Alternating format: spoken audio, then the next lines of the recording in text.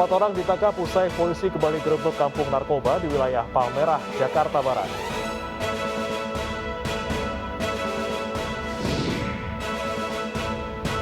Kementerian Sosial cabut izin Yayasan Aksi Cepat Tanggap, sementara PPATK bukukan 60 rekening milik ACT.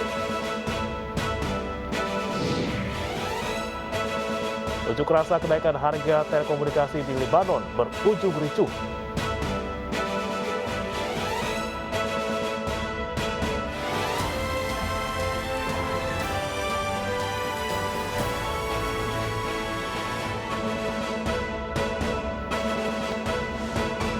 Selamat pagi pemirsa, kami hadir kembali dalam iNews Pagi, lengkapi informasi Anda pagi hari ini. Selain 3 berita utama tadi, kami juga telah menyiapkan sejumlah informasi menarik lainnya. Bersama saya Beri Balatenaya, inilah iNews Pagi selengkapnya.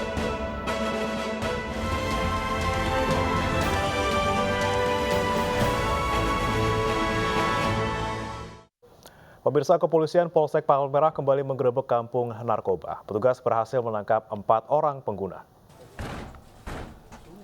Rabu sore, anggota unit narkoba Polsek Palmerah, Jakarta Barat menggerebek satu rumah kos yang diduga dijadikan tempat transaksi jual beli narkotika jenis sabu di kawasan Kampung Boncos. Dalam penggeledahan ini, petugas menemukan sejumlah barang bukti berupa paket sabu-sabu yang disembunyikan di dalam lemari es. Di lokasi, petugas juga menemukan kamera pengawas tersembunyi yang diduga untuk memantau pergerakan petugas.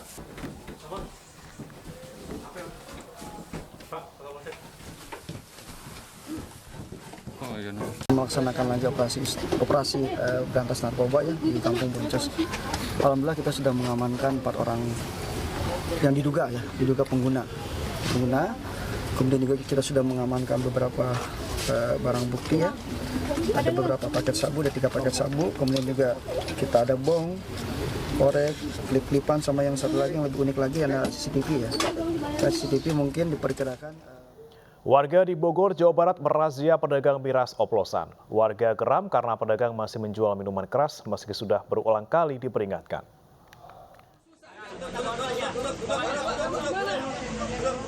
Kericuan terjadi saat warga Gang Grabas, Desa Dramaga, Kecamatan Dramaga, Kabupaten Bogor, Jawa Barat, menarik paksa pedagang miras oplosan jenis ciu saat sedang melayani pembeli ciu.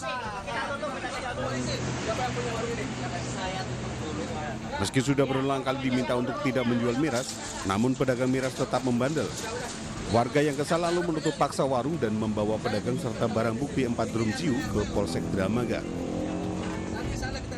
Keberadaan pedagang ciu ini sangat meresahkan warga, karena dampak miras oplosan bagi yang mengkonsumsi mengakibatkan hal-hal yang tidak diinginkan hingga terjerumus pada tindak pidana lainnya. 10 hari yang lalu RT RW mendatangi lokasi tersebut dan dinyatakan bahwa barang bukti miras tersebut masih ada dan dijual.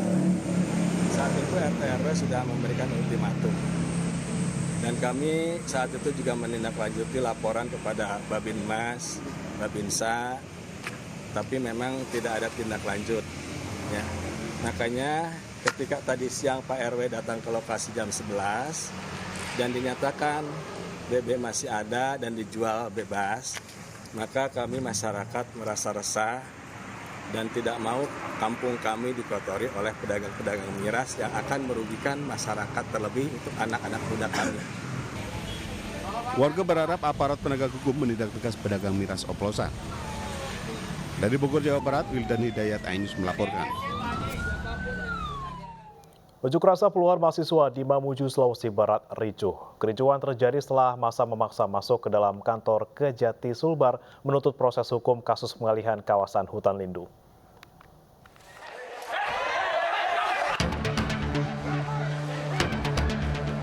Kericuhan terjadi saat mahasiswa dari HMI MPO Cabang Mamuju bentrok dengan petugas keamanan karena ditolak masuk gedung kantor Kejati Sulawesi Barat. Para mahasiswa menuntut proses hukum kasus pengalihan kawasan hutan lindung di Desa Tadui. Namun bentrokan tidak berlangsung lama setelah dua pihak berhasil ditenangkan. Akibat bentrokan, beberapa mahasiswa mengaku terluka pada bagian wajah. Mereka menyesalkan tindakan oknum pihak keamanan yang diduga memukul mahasiswa. Menurut Kejati Sulbar, kasus pengalihan kawasan hutan lindung tersebut sudah dalam proses penyidikan. kasus hutan lindung Kanui sesuai prosedur hukum acara yang berlaku. Dan sekarang sudah bergulir di auditor BPKP karena kejaksaan tidak bisa bekerja sendiri, harus didukung oleh unsur-unsur tindak pidana, terutama unsur kerugian negara. Dan yang bisa menghitung kerugian negara, karena ini kasusnya agak rumit, tidak bisa kejaksaan sendiri, harus ada pihak atau ahli auditor, akuntan, yaitu kita sudah minta tolong ke BPKP Perwakilan Sulawesi Barat. Usai berunjuk rasa, demonstran membubarkan diri. Namun mereka mengancam akan kembali dengan jumlah lebih besar jika tuntutan mereka tidak dipenuhi. Dari Mamuju, Sulawesi Barat, Friendly Christian iNews melaporkan. Seorang pemain sepak bola dikeroyok puluhan penonton dalam sebuah pertandingan di Kota Waringin Barat, Kalimantan Tengah. Pengeroyokan bermula saat pemain tersebut menendang pemain lain dan menyulut emosi penonton.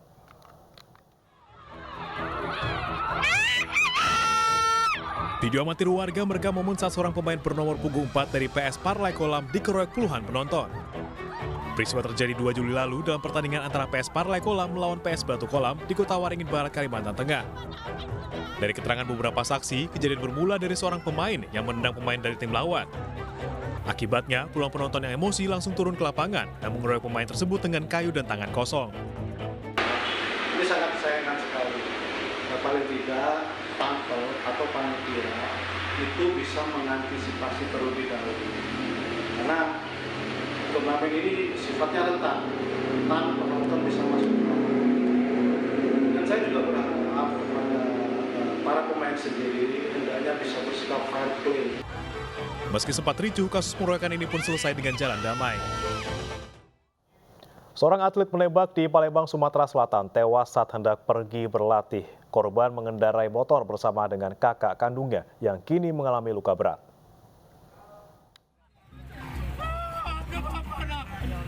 Orang tua korban histeris saat melihat jasad putranya Zaki yang tewas di atas jembatan Musim 4 Palembang, Sumatera Selatan. Kedua korban Zaki dan Raka adalah kakak beradik yang mengalami kecelakaan saat hendak menuju lokasi latihan menembak di kawasan Jakabaring Sport City, Palembang.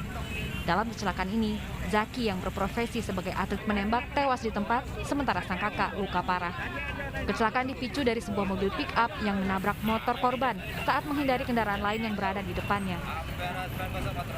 Kejadian gimana nih Bang? Mobil ini hendak kemana Bang? Ini menghindari kendaraan yang dari depan mendahului. Oh? Jadi lepas kendali menabrak motor yang berboncengan tadi. Berarti mobil pick-up ini dari arah seberang Ulu hendak ke Bumbar? Ke arah seberang Hilir. Sedangkan pengendara motor? Kendaraan pelaku dan korban saat ini telah diamankan polisi dan kasus kecelakaan kini sedang diselidiki. Dari Palembang, Sumatera Selatan, Muhammad David, iNews melaporkan. Evakuasi jenazah dari lokasi sumur minyak Desa Darmo, Kecamatan Lawang Kidul, Kabupaten Muara Enim, Sumatera Selatan berlangsung dramatis. Wanita ini menangis histeris hingga pingsan ketika petugas membawa jenazah suaminya setelah hilang selama 44 hari. Bahkan anaknya ikut menangis hingga membuat suasana semakin haru. Wanita yang sedang hamil 6 bulan ini lantas dibopong keluarga untuk menjauh dari lokasi sumur minyak. Usai diotopsi di rumah sakit, jenazah korban langsung dibawa pihak keluarga ke kampung halamannya untuk dimakamkan. Pokoknya kami keluarga merasa lega dan puas. Pokoknya biar senang rasa hati pokoknya. Ini nih bisa dikuburkan dengan layak. Tidak sia-sia upaya kamu? Ya, usaha kami tidak sia-sia. Pokoknya intinya terima kasih lah, terima kasih banyak untuk. 6 warga meninggal tertimbun longsor di lokasi tambang ilegal Batu Sinabar, Desa Iha, Seram, bagian barat Maluku. 4 korban meninggal dunia, diantaranya pasangan suami istri dan 2 anak kembarnya. Hujan deras yang mengguyur Maluku sepekan ini mengakibatkan lokasi tambang ilegal Batu Sinabar di Kabupaten Seram bagian barat Maluku longsor. 6 dari 9 warga yang tertimpa longsor meninggal dunia. Dari 6 korban yang meninggal dunia, 4 diantaranya adalah satu keluarga, yakni Pasutri dan 2 orang anak kembar mereka. Kini sejumlah korban yang ditemukan telah dimakamkan di kampung halaman masing-masing. Saya yang longsor dari jalan lah, pukul sampai di sana.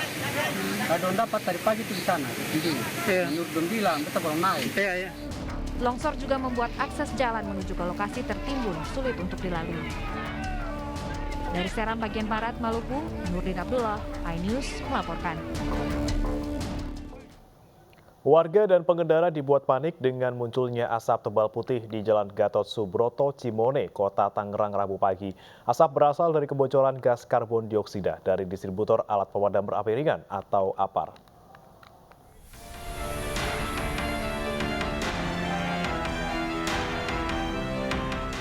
Video Jalan Gatot Subroto, Cimone, Kota Tangerang tertutup kabut putih tebal viral di media sosial. Kondisi berkabut itu menyebabkan arus lalu lintas tersendat. Banyak pengendara tak berani melintas karena jarak pandang yang hilang. Bahkan sejumlah pengendara motor memilih putar balik dan mencari jalur alternatif.